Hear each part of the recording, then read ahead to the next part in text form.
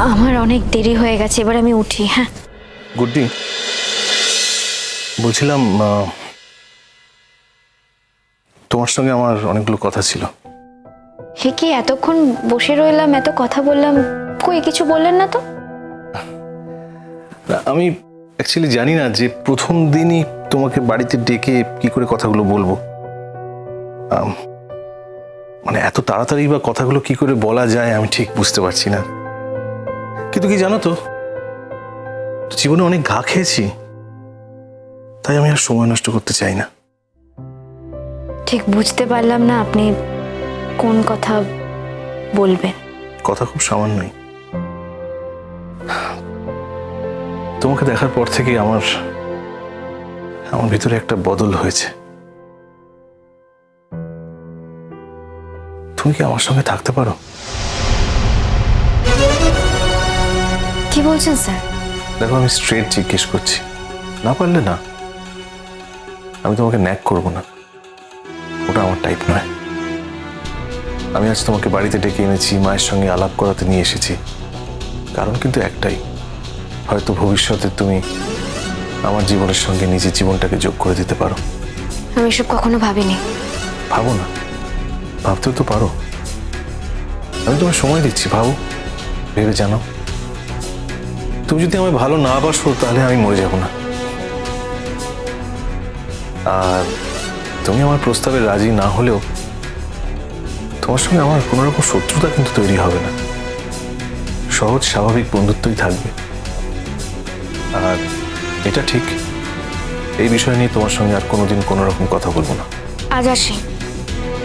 আমার কথার কোনো দামই রইল না তোমার কাছে, গুরুত্বই দিলে না। আপনি এত কেন বেশি বলছেন স্যার?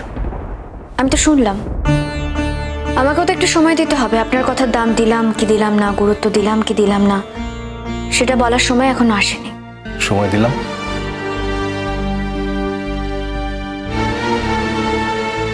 কবে জানাবে বলো? এত তাড়া কিসের আপনার? তারা আছে, এই একটা অ্যাসুরেন্স আমার চাই। অ্যাসুরেন্স না হোক, উপেক্ষাটাও চাই, তাহলে ঝামেলা মিটে যায়, এই টেনশন নিয়ে থাকা যায় না। ওটা জাস্ট তোমাকে ম্যানেজ দেওয়ার জন্য বলেছে, যাতে তুমি রাগ না করো। আর যুধাজিতের হাত থেকে অ্যাওয়ার্ডটা নিয়ে ও যুধাজিৎকে বুঝিয়ে দিয়েছে যে এখন থেকে তোমার সঙ্গে আমি নিজের জীবনটা জুড়ে দিলাম। অনুজ, এগুলো ইন বিটুইন লাইন্স, এগুলো হয়তো তুমি বুঝবে না, কারণ তুমি, সত্যি কথা বলতে, তুমি তো খুবই সহজ সরল, স্ট্রেট, সাদাকে সাদাভাবেই দেখো। তো আমরা মেয়েরা তো একটু তলিয়ে দেখি। দেখো অনুজ, আমি কিন্তু তোমার কোনো ক্ষতি চাই না, আমি শুধু তোমার সাথে সংসার করতে চাই। আর তার জন্য না আমাদের দুজনকেই এসবের থেকে মুক্ত হওয়া দরকার। মানে তোমার মনে যদি গুড্ডির জন্য হ্যাংওভারটা থেকে যায় না, তাহলে তার প্রভাবটা আমাদের ওপর, আমাদের জীবনের ওপর, সংসারের ওপর পড়বেই, বারবার পড়বে। দেখো, আমি বলছি না তোমাকে যে জোর করে নিজের মনে গুড্ডির জন্য খারাপ ধারণা তৈরি করো, সেটা আমি একদমই বলছি না। আমি জাস্ট এটাই বলছি যে গুড্ডিরও তো একটা লাইফ আছে, ওরও তো নিজের একটা অধিকার আছে, নিজের পছন্দ মতো কাউকে বেছে নেওয়ার অধিকার আছে। তো যখন ও নিজের বেঁচে থাকার জন্য, অধিকারের জন্য লড়াইটা করছে, ও লড়ুক না অনুজ। আমি শুধু তোমাকে এটুকুনি বলছি যে তুমি ওকে একা ছেড়ে দাও। মানে তুমি ওকে নিয়ে আর মাথা ঘামিও না, তুমি ওর সাথে আর যোগাযোগ করো না, ডিস্টার্ব করো না। দেখবে ঠিক, মানে ও তোমাকে ঠিক অ্যাভয়েড করবে। আর সেটা করবে তার অন্যতম কারণ ওই যুধাজিৎই। আমি তো বুঝতেই পারছি না, মানে এক সেকেন্ড, এই যুধাজিৎ বলে এই যে লোকটি, একে কদিন চেনে ও? হ্যাঁ, এটা ঠিক যে যুধাজিৎ খুব অল্প দিন হলোই এসেছে, কিন্তু যুধাজিৎকে পার্মানেন্টলি রাখার জন্য গুড্ডিকে তো একটা ব্যবস্থা নিতে হবে। কেন জানি আমার মন বলছে যে খুব তাড়াতাড়ি গুড্ডি যুধাজিৎকে বিয়ে করার একটা সিদ্ধান্ত নেবে। হোয়াট? তোমার প্রবলেমটা কি? আমার কোনো প্রবলেম নেই, আমার কোনো প্রবলেম হবে?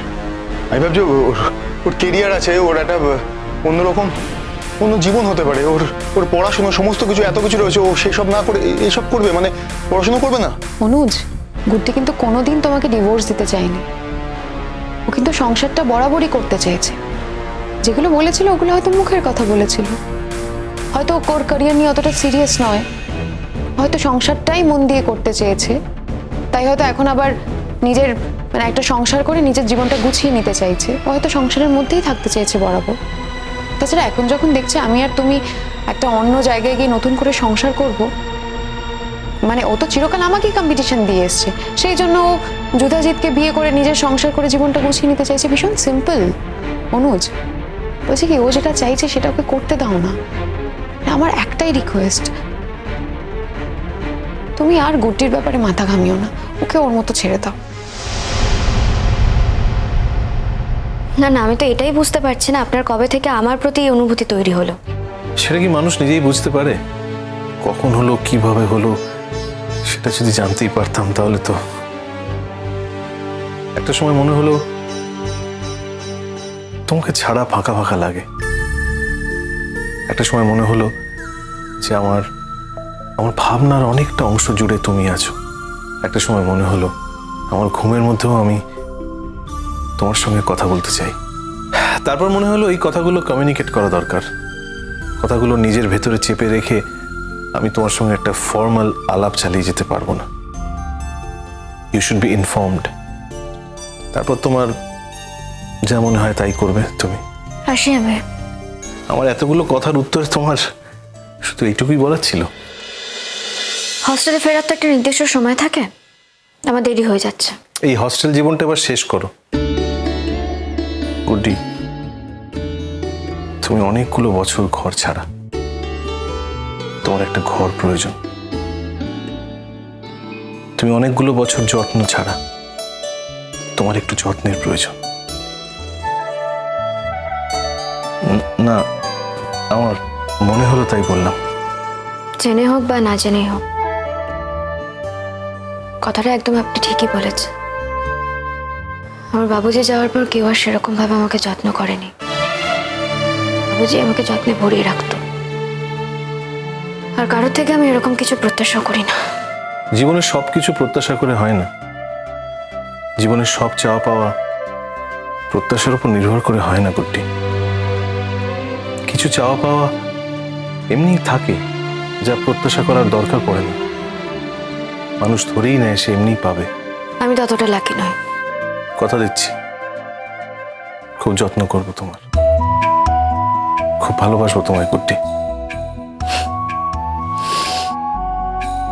আমার কথা শুনে তুমি হাসলে। এভাবে ভালোবাসবো বলে বলে কি কাউকে ভালোবাসা যায়?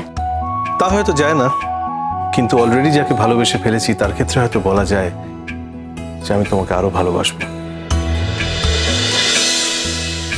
দেখুন, আমার সত্যি দেরি হয়ে যাচ্ছে, এবার আমাকে এগোতে হবে। তোমাকে যদি তোমার হস্টেল পর্যন্ত গাড়ি করে পৌঁছে দিই তাহলে তোমার কি কোনো আপত্তি থাকবে? না, তার কোনো দরকার নেই, আমি একাই চলে যেতে পারবো। আমি জানি তুমি আমার ভরসায় আসোনি, কিন্তু তুমি তো আমাদেরই একটা অনুষ্ঠানে এসেছিলে, সেই হিসেবেও একটা ভদ্রতা থাকে। ধরো সেই ভদ্রতা বোধ থেকেই বলছি। ঠিক আছে, আপনি যদি ফ্রি থাকেন তাহলে চলুন। Thank you.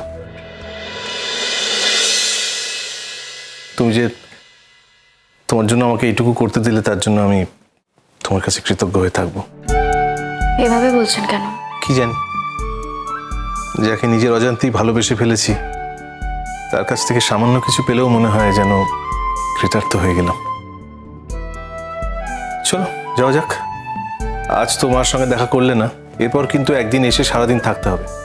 উপরে গেলে আমাদের বাড়ির লোকজনের সঙ্গে আলাপ করলে তোমার খারাপ লাগবে না? হ্যাঁ, সেটা আমি আপনাকে দেখেই বুঝতে পেরেছি। আমার সঙ্গে আমার বাড়ির লোকজনের কোনো মিল নেই, ওরা একদম অন্যরকম। তবে আমি ওরকমই ছিলাম জানো।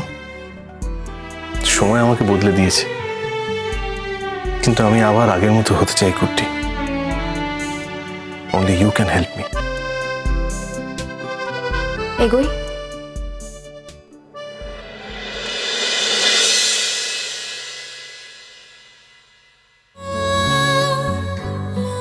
মিলাবো নয়ন তব নয়নেরও সাথে, মিলাবো এ হাত তব দক্ষিণ হাতে।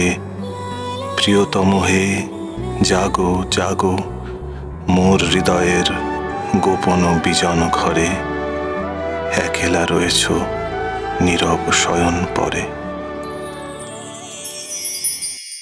কি প্রস্তাব আন্টি, বলুন না। গুড্ডিকে আমাদের খুব পছন্দ। পছন্দ মানে? পছন্দ মানে আমি গুড্ডিকে আমার পুত্রবধূ করতে চাই।